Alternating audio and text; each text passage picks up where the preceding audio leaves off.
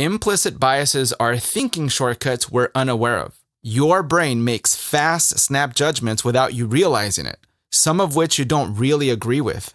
Here's how it works. If I say peanut butter and, what's the first thing you think of? Jelly, right?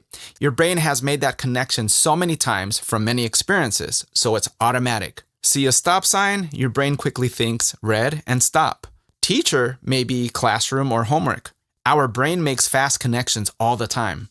Sometimes these shortcuts are attitudes and stereotypes against racial groups, genders, LGBTQ, and other groups.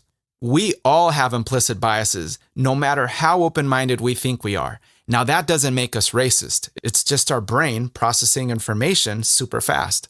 If left unchecked, these unconscious attitudes can subtly influence our perceptions, judgments, and actions, from who we sit with, who we pick for a team, who gets more support or in trouble more, to unintentionally saying something hurtful.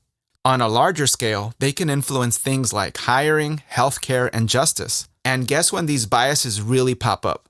When we're stressed, rushed, tired, or distracted. We learn these associations through images in the media, news, home conversations, our education, and other experiences. But we can also unlearn them. Here's how. Pause when you have a strong, fast reaction to someone, and don't judge yourself for the thought. You're human, remember? Challenge it. Ask yourself, is this what I really think, or is this a shortcut kicking in? Is my thought fair? Am I seeing the whole person or just a stereotype? What else could be true? What's their perspective?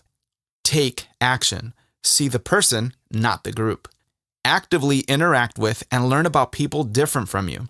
The more new connections you make, the less your brain relies on old ones.